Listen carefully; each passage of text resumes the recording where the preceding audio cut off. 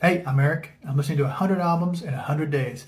For all the details on what I'm doing and why, check out the video pinned to my profile. Today I listened to the 1988 album Man in Motion from the band Night Ranger. This album is going to fall into the category of albums that didn't get a fair shake or enough attention when they first came out.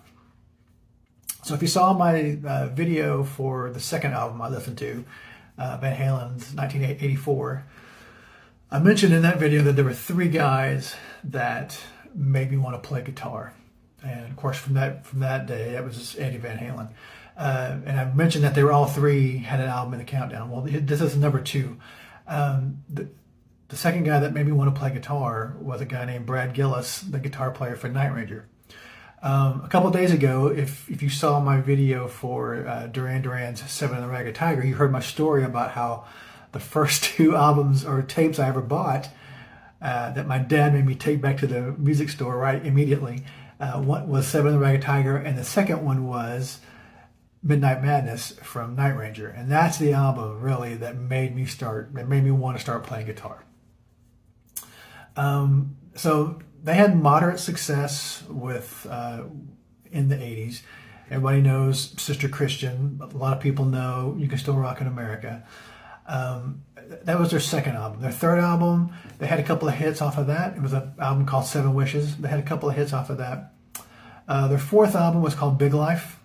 And they actually had a song on an 80s soundtrack for a Michael J. Fox movie called Secret of My Success. The song was the same name. And then they had nothing else on that album hit big or even chart. And then this one, Man in Motion, is their fifth album.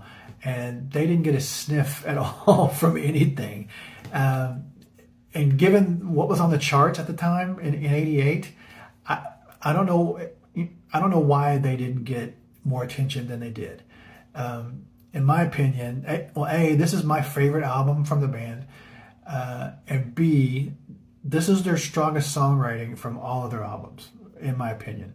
And given what was on the charts, heavy metal and hard rock wise in '88, I do not understand why this did not get more attention. There's so many good songs on this album. The title track, Man in Motion, Reason to Be is a great power ballad. Well, maybe not a power ballad, but it's a great anthem. That's a better word for it. Great anthem. Right on You, Here She Comes Again. I mean, there's just so many songs that could have been singles I don't know why they weren't. I don't know why they didn't get more attention than they did. I don't know if it was management or the record label or what, but it's a travesty. So, yeah, this is my favorite album. I love the sound, the band sound. They just, the production on this album is great. Kelly Keege's drums just sound magnificent. And this is their first album without a keyboard player. Before this, they had a keyboard player. This is the first one without him.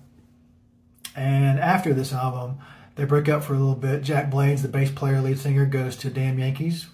And then the rest of the guys reform with another bass player vocalist, and they record an album, and you can't even find it. I mean, I had to piece it together on YouTube because you can't find it anywhere. And it's okay, but it's just not Night Ranger. This album is their best by far, even stuff that they've put out even more recently. This is it. I think they reached their pinnacle as songwriters and musicians on this album. And I just every time I listen to it, I just feel like it's just such a travesty that some of these songs didn't get more airplay and have a chance to be a single. So I think my favorite song on the album is Here She Comes Again. In fact, I recorded an album, I don't know, 7 years ago, and one of the solos I played on one of the songs is based off of the solo in Here She Comes Again. That's how much I love the song, and I love the way Brad Gillis plays that solo in that song. So anyway, this is the second guy, Brad Gillis, who made me want to play guitar. This album is well worth a listen. I mean, this is a put in your car and take a road trip album. So if you're a fan of Night Ranger and you've heard this, let me know what you think. If you've never heard Night Ranger, or if you've heard other Night Ranger but just not this album is definitely worth your time to listen to. So give it a listen. Let me know what you think.